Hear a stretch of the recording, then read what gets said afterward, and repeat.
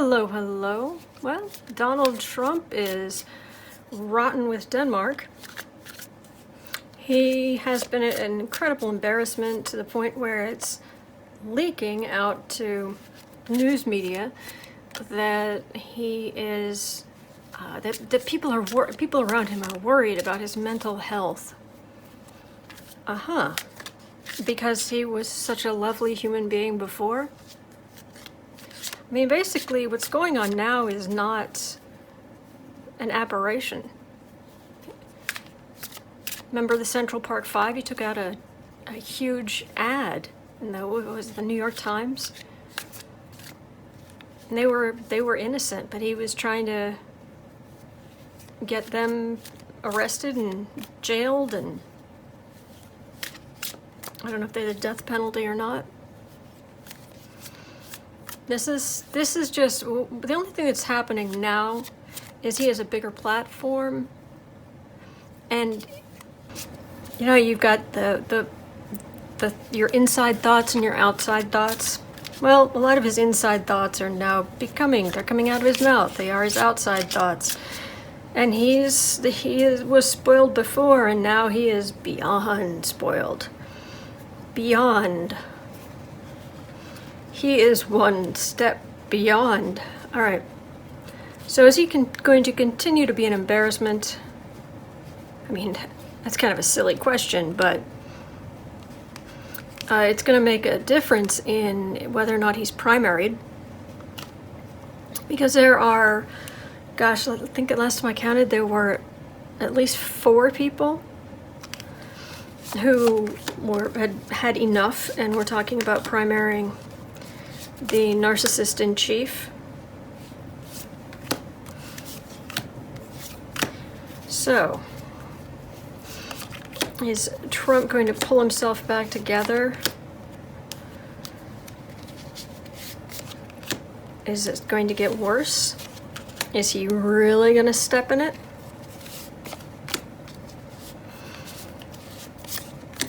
Of course, he wants Putin to be back in the G8. They're currently the G7. Of course, he wants them back because Putin's his buddy. But the duly elected Prime Minister of Denmark is a nasty woman. Forgive me if I'm not pronouncing this correctly, but I believe it's Heige, which is the Danish, however you pronounce the Danish.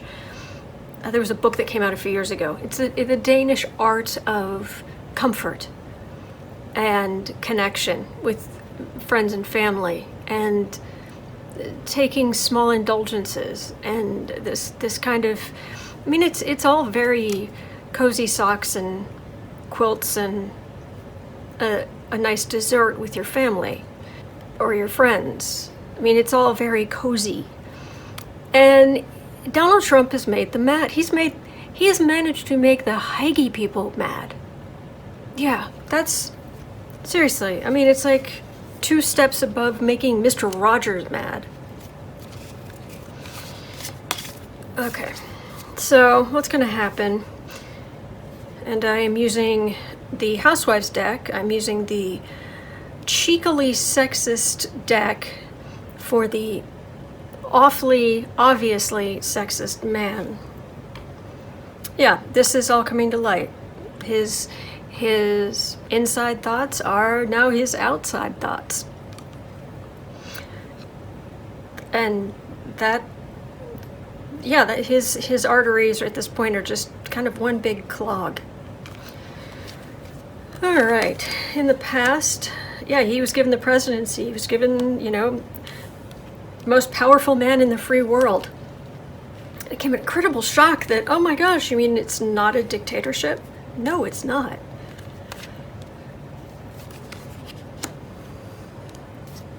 For reference, in the Rider-Waite deck, that is the 6 of Swords. So it's by and moving. He's losing people. He's losing.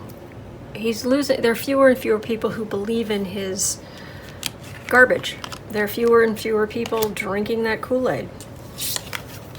Base of the reading. Oh, there he is. This is the...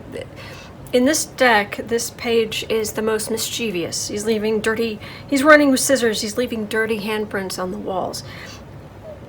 And the King of Pentacles is how Trump wants to see himself. A man of ease and comfort and money. So it's kind of Trump and Junior. You know, Junior, Mr.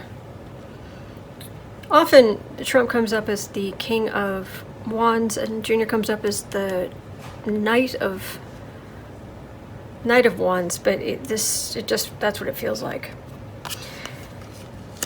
Junior, the man who was photographed holding the severed elephant tail. Oh yeah, that's a classic. Yeah, that's classic. All right, above the reading. He's in his cups, as it were. Whatever his vices of choice are, he's just embracing them. He's in his feelings. Normally the Hierophant is the government or the establishment, but in this case it's the TV, it's the ratings, and again, that feels like that's the card for Junior. They're both pages because they're... Oh, well, Junior's acting so childishly. He's not even a knight anymore. At least before he took responsibility for his wife and children and place in the world, and now he's Mr. Early Midlife Crisis. 5 kids, and oh, well, I think I want to be somewhere else. Huh. Near future. What I'm getting is Trump is unraveling mentally to some extent because it feels like coloring outside of the lines. So he's got most of it, but then he kind of veers off and comes back, and it veers and doesn't quite. But so most of it's within the line, but no, it still veers off, and that's going to continue. Oh, and it's all being carried on TV. The Chariot is movement forward, and they're holding in this deck. They're holding these cans that say risk and gain and choice, but it very much feels like this is carrying what he's doing is being carried to the masses. Home environment. It feels very Kushner-like. Yeah, that makes me wonder what Trust Fund Ken Doll is doing with himself these days. He's been awfully quiet. Hopes and fears. Even the people who are close, very close around him, they just want to just put him in a box or something for a little while so he'll stop acting out. Because he has so much power that he's just... There's nobody stopping him. There's nobody saying, don't do that. Or if they're saying don't do that, they've couched it in so many, well, maybe you should think about, or possibly, or consider, maybe, if, and that doesn't count. That does not count. What other people see? Chaos. Absolute, just chaos. Trying to deal with him is just, it's trying to carry this mess, or, like carrying a giant beanbag where it's kind of spilling out over your hands. Yeah, so he's starting to unravel, but it's not completely. It's not full-on dementia or Alzheimer's. I think, he does such wild things and says such wild things, and he's so dangerous that people, they almost want to say, oh, it can all be dismissed. But no, he's like this. What was inside is now outside. That's the only difference. He's always been this awful.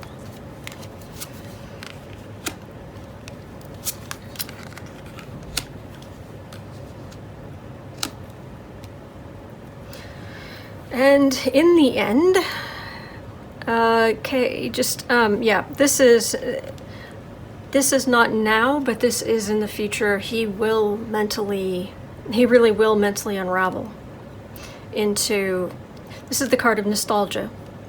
This is the moon, and this temperance card, even though it's normally taking anger, injustice, and joy, taking all these emotions and making something uniform and coherent, then what this feels like is the blades going crazy and batter flying all over. And the moon card, even though this particular moon card in this deck is, I mean, she's drugged. That's, she's sleeping with Prince Valium, and to keep him quiet they have to drug him because he's just so emotionally such a mess, and then he just reverts back to memories of the far past. But it feels like this doesn't happen until something, there's like, it's like there's a card that goes here, and the card would be something that about heart attack or a minor stroke or something where after that you may recover, but it's just delaying the inevitable slowdown, because from that point on you're weakened. You can think of like Bill Clinton, who had his heart attacks. He had stents put into his arteries, and he became vegan, and he'd started doing the right thing, but you can tell even now that he's not aging well, and he's getting more and more frail and more. It's because of what happened to him is having an effect now, and it feels like something's going to happen to Trump, which I don't wish on anyone, not even this person, but that's what that feels like. So is he going to be primaried? Is he going to be taken out because of the New York Attorney General, or impeachment, or is it going to have to go all the way to the election? Because it doesn't feel like he gets all the way to the election. It doesn't even feel like he gets very far through 2020. So does he get primaried? Do more people defect? What goes on here? Oh, two there.